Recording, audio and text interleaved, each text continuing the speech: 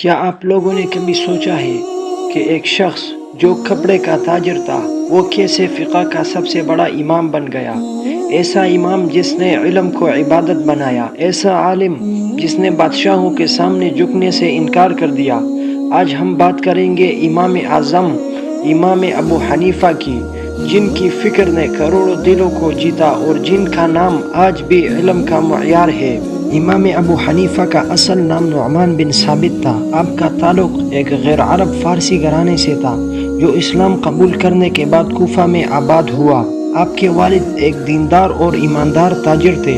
ابتدا میں امام ابو حنیفہ بھی اسی پیشے سے منسلک تھے، لیکن قدرت کو آپ کے لیے کچھ اور ہی منظور تھا۔ ایک دن ایک عالم دین نے آپ سے پوچھا، اے نوجوان، تم علم کیوں حاصل نہیں کرتے؟ یہ جملہ امام کے دل میں ایسا بیٹھا کہ وہ راہ علم پر گامزن ہو گئے۔ کوفہ اس وقت علم و حدیث کا مرکز تھا۔ امام ابو حنیفہ نے وہاں کے جلیل القدر اساتذہ سے علم حاصل کیا، خاص طور پر امام حماد بن ابی سلیمان رحمۃ اللہ علیہ، جن کے شاگرد آپ 18 سال تک رہے۔ آپ نے علم قرآن، علم حدیث، تفسیر، عقائد اور فقہ میں مہارت حاصل کی۔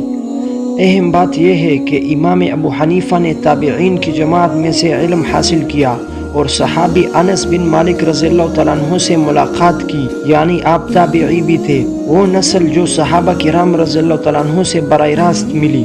امام ابو حنیفہ نے فقہ کو صرف کتابوں کا علم نہیں بنایا بلکہ زندہ مسائل کا حل بنایا۔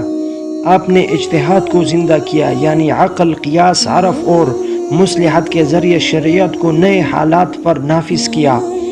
قرآن و سنت، اجتماع امت، قیاس، احتسام، عرف، معاشرتی روایات۔ آپ کے طرز استدلال نے فقہ کو خشک قوانین سے نکال کر ایک زندہ فقہ بنایا جو ہر دور، ہر قوم اور ہر مزاج کے انسان کے لیے رہنمائی فراہم کرتی ہے۔ ایک امام صرف خود علم رکھتا ہے، مگر ایک عظیم امام علم کی شمع دوسروں میں منتقل کرتا ہے۔ امام ابو حنیفہ کے شاگرد وہ گوہر تھے جنہوں نے دنیا کو منور کیا۔ امام ابو یوسف پہلے قاضی القضاء بنے۔ امام محمد بن حسن الشیبانی رحمۃ اللہ علیہ، جنہوں نے امام شافعی کو پڑھایا۔ امام ظفر جو قیاس میں مہارت رکھتے تھے۔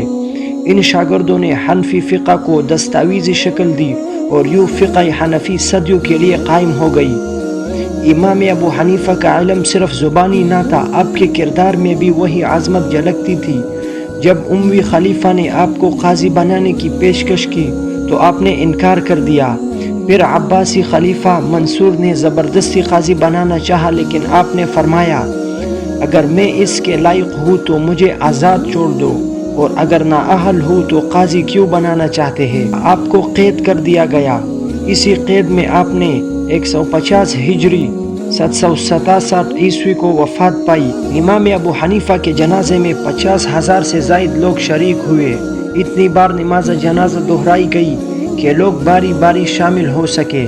بغداد میں آپ کا مزار آج بھی اہل علم و عشق کا مرکز ہے۔ آج فقہ حنفی کو اسلامی دنیا کا سب سے بڑا فقہی مکتب فکر مانا جاتا ہے۔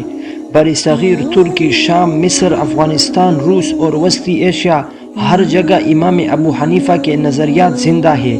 آپ نے جو چراغ جلایا وہ صدیوں سے دنیا کو روشنی دے رہا ہے۔ امام ابو حنیفہ ہمیں صرف علم نہیں دیتے، وہ ہمیں جینے کا سلیقہ دیتے ہیں۔ وہ بتاتے ہیں کہ علم کے بغیر مذہب ادھورا ہے اور کردار کے بغیر علم بیکار۔